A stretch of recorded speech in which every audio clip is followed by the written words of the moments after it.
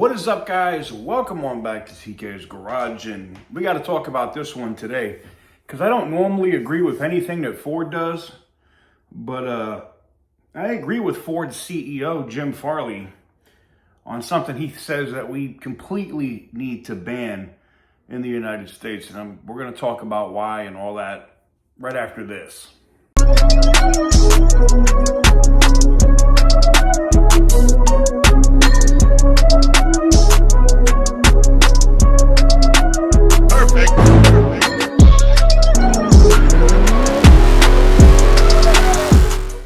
Guys, before we get into today's video, we got to talk about the giveaway that's going on the channel right now. As the 1969 Dodge Charger with the Hellcat swap, the extra entries are almost all but sold out.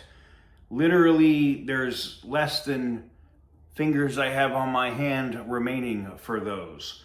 So once those do sell out, it will close out the extra entries on everything else on the site.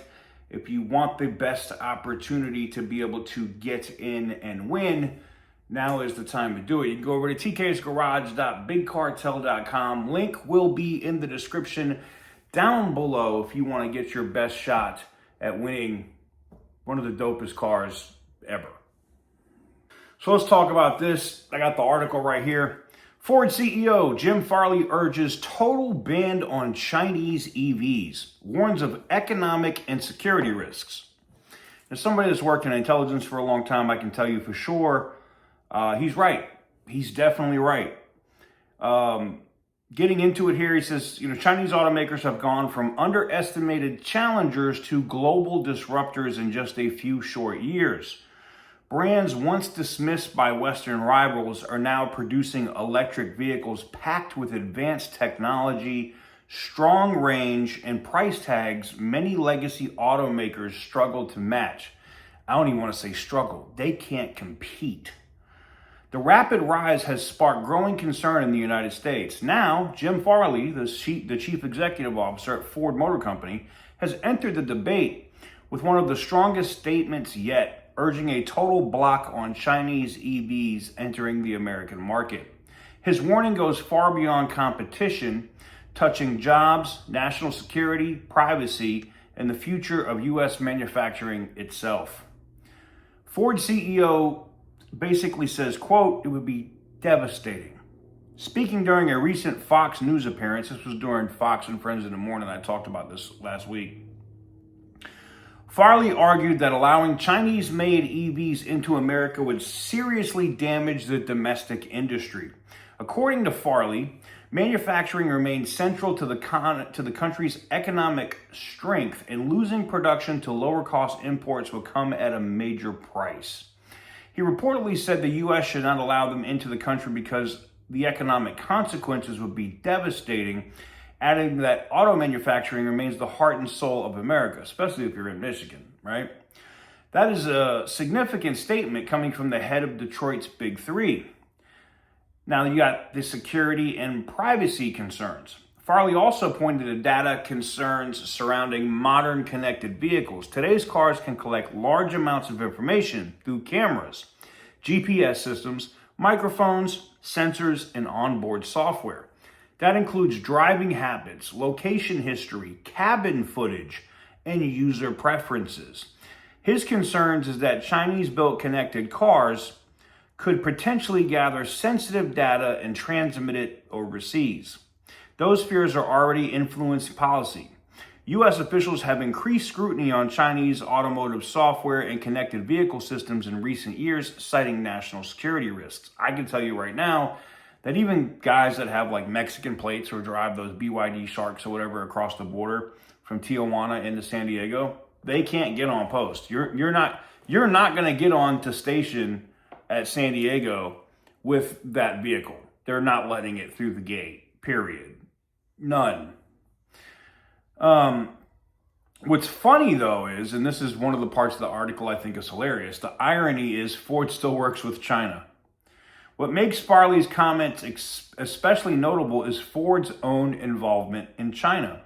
Ford operates joint ventures there, sources some battery tech, linked to Chinese suppliers and builds certain vehicles overseas for export, including the Lincoln Nautilus.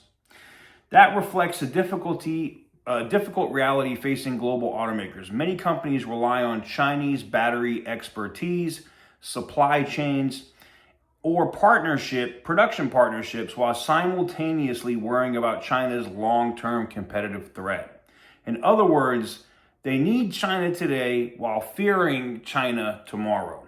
Brands such as BYD, Xiaomi, NIO, and Geely have all moved quickly. We've talked about this before. I can tell you for sure that BYD made some very strong moves, about a year and a half ago, in terms of trying to purchase Chrysler, trying to purchase brands away from Stellantis. And I don't think that kind of move is going to stop anytime soon. You have the stuff that's going on with Geely and Stellantis right now, or was it Leap Motor and Stellantis right now? I don't, and granted, Stellantis isn't an American company, but it's crazy. Electric vehicles have been on the minds of Ford's best thinkers for years, and on a recent podcast, Jim Farley detailed the thought process behind some of the moves the company has made in recent quarters to right a $20 billion wrong. Earlier this year, when Farley was asked why, after billions upon billions of losses, he was confident that Ford could turn around its fortunes and make a Model E profitable by 2029.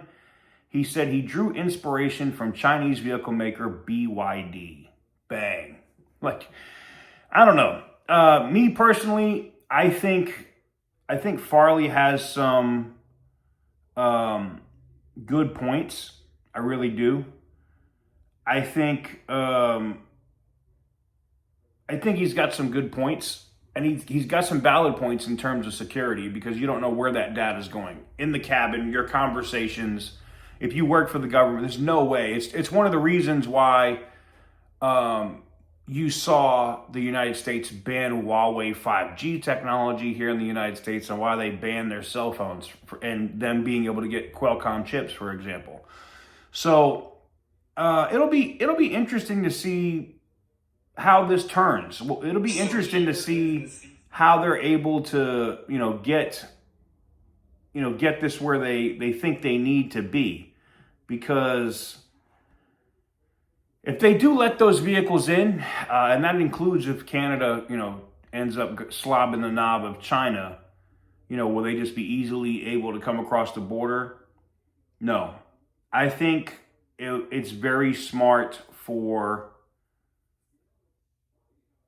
the administration here in the United States government to ban those vehicles. And I have to agree with Farley there. It's amazing. I'm agreeing with something that Ford did. Shocking. But let me know what you guys think in the comment section down below. Give the video a big thumbs up if you like what I do. Hit the subscribe button if you haven't already. And as always, stay petty, my friends.